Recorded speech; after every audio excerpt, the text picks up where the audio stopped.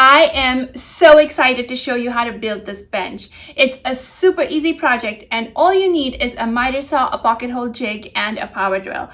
And maybe a few upholstery tools if you decide to go with an upholstered top like me.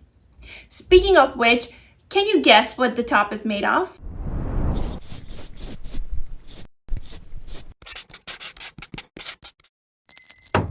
The bench frame is made from all 2x2s and I started by cutting them up.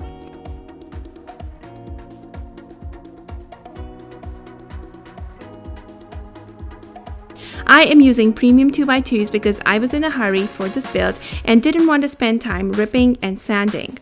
But you can definitely save money by ripping 2x4 boards on a table saw to make your own 2x2s.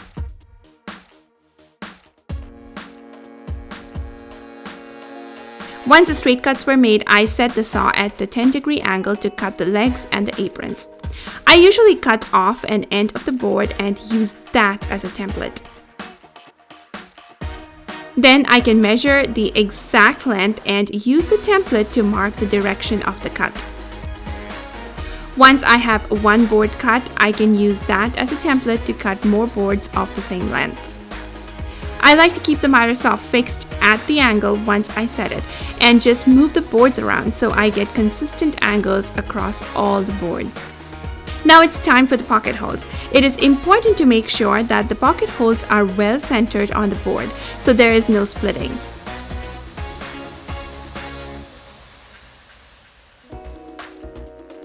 I am using a 1.5 inch setting on the jig and the drill collar. To assemble the legs, I placed the shorter apron between the two leg pieces. I clamped it to the work table and added 2.5 inch pocket hole screws.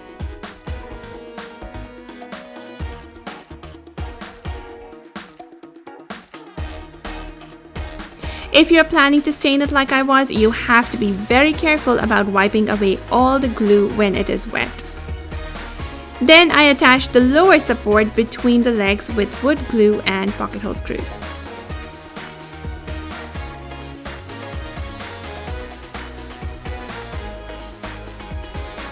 Once both the legs were built, it was time to attach the bottom slats.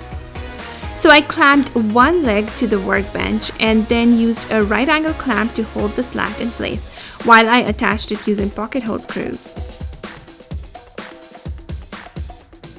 The subsequent slats are 1 inch apart, so I just measured, marked, clamped, and attached each of them.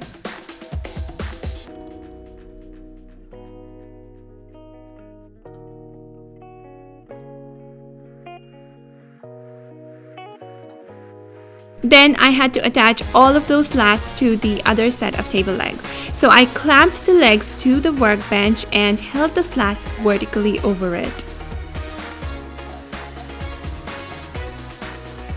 The best way to do this was to clamp the center slat in place.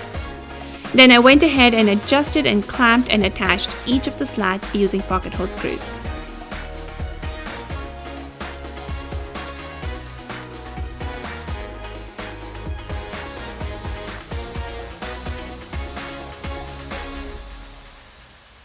Now for the top supports.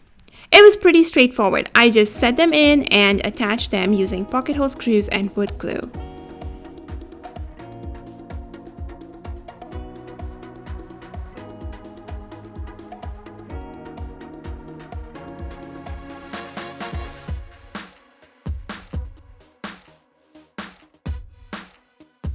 I also added a few smaller supports in the middle. They were pretty tight and I did need to use a mallet to get them in. I wasn't sure if they were necessary because everything was pretty solid, but it never hurts to have more support. Plus later, I was actually glad I did it and you will see why. So at this point, you can go ahead and add a board up here to create a hard top. You can add 2x4 slats to make a slatted top, but I'm going to be upholstering it and I can't wait to show you the fabric I picked. But first, we're going to go ahead and stain and finish this. So before staining, I gave it a little wipe down with a fine grit sanding block and wiped off all the dust with a tack cloth. The key to getting consistent stain on pine is the pre-stain conditioner. This is just applied to the wood and then wiped off. Then I sanded down any roughness, wiped off the dust, and got to staining. For the stain, I used American walnut, but I wanted it darker, so I ended up using a second coat of dark walnut, and I think the color turned out just perfect. After the stain had dried for a day, I applied polyacrylic top coat to seal the bench. Now for the top. I used a 1/2-inch OSB board because I already had it, and attached 1-inch foam using spray adhesive. The foam has about a 1/2-inch overhang on all sides of the OSB. The next step is to cover with batting, and I like to staple opposite ends by stretching them out first.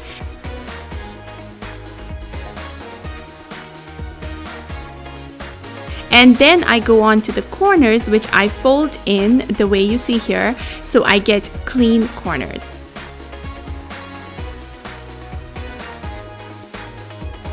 Now for the fabric. I actually went with a floor rug. I really wanted something colorful, and this rug checked all the boxes with its texture and color.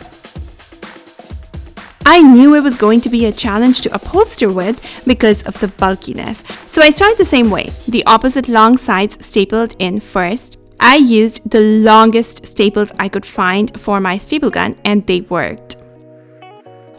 When I got to the corners, I figured out that I would need to staple one layer at a time. So that's what I did. It was a bit challenging, but ultimately it worked out just perfectly. Now to attach it to the leg frame, I had to use a 3/4 inch plywood scrap to add a buffer in the middle because the sides were so bulky.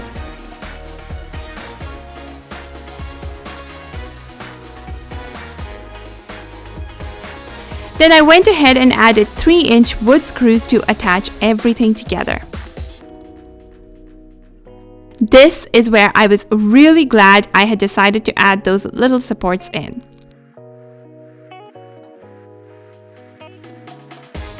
And that's it, a super simple bench which is functional too with its storage. The slight angle on the legs gives it a nice twist, and using the rug for the top was a bit of a pain, but I am so glad I stuck with it. Thank you for watching. Here is another DIY bench that is perfect for your entryway. Or you might like this project, and don't forget to hit that subscribe button.